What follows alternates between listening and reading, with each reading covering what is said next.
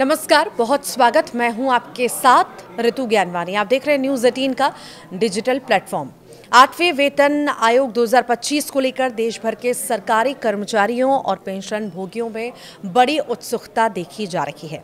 बढ़ती महंगाई और बढ़ते जीवन यापन खर्चों के बीच हर कोई ये जानना चाहता है कि इस बार सैलरी और पेंशन में कितना इजाफा होगा।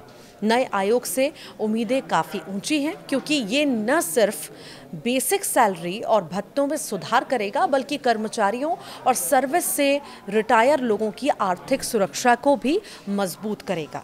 आने वाले महीनों में लागू होने वाले 8वें वेतन आयोग से लाखों परिवारों को सीधा फायदा मिलने वाला है।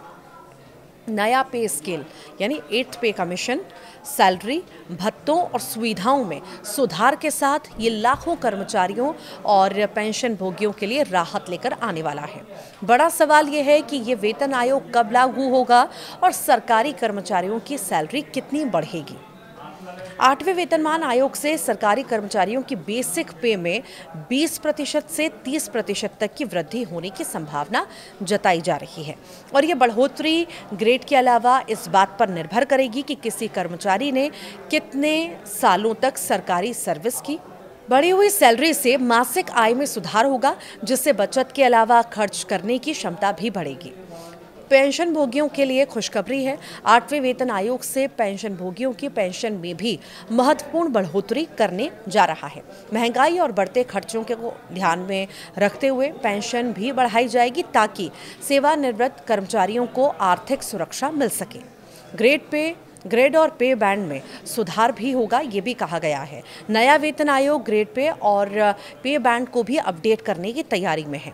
इससे निचले और मध्यम वर्ग के कर्मचारियों को अपेक्षाकृत अधिक फायदा मिल सकता है, ताकि वेतन समानता बढ़ाई जा सके।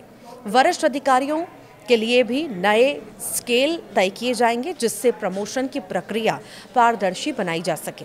लगातार बढ़ती महंगाई को देखते हुए आयोग वेतन संशोधन में महंगाई के वर्तमान स्तर को प्रमुख आधार बनाएगा।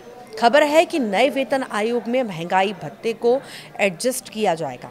इससे कर्मचारियों को राहत मिलेगी और वे अपने खर्चों को बेहतर ढंग से संभाल भी सकेंगे। आखिर और क्या क्या बदलेगा, ये भी सवाल इसी बीच आता है। तो नए वेतन आयोग के लागू होने से हाउस रेंट अलाउंस यानी HRA, ट्रैवल अलाउंस यानी TA और मेडिकल भत्तों में भी संशोधन की संभावना है।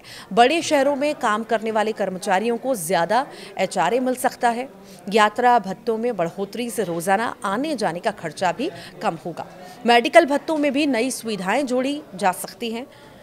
आखिर लागू कब होगा ये नया वेतन आयोग, ये भी सवाल आपके मन में होगा। तो यूनियन कैबिनेट ने 28 अक्टूबर 2025 को 8वें सेंट्रल पे कमीशन यानी 8th CPC के लिए टर्म्स ऑफ रेफरेंस यानी TOR को मंजूरी दी, जो सेंट्रल गवर्नमेंट के कर्मचारियों और पेंशनर्स की सैलरी, अलाउंस और पेंशन बेनिफिट्स को रिव्यू करेगा। नए पे कमीशन के बनने के 18 महीनों के अंदर अपनी सिफारिशें देने की उम्मीद है। सरकार ने justice Ranjana Prakash Desai, supreme court की पूर्व जज हैं ये, इसका चेयरपर्सन इन्हें बनाया है।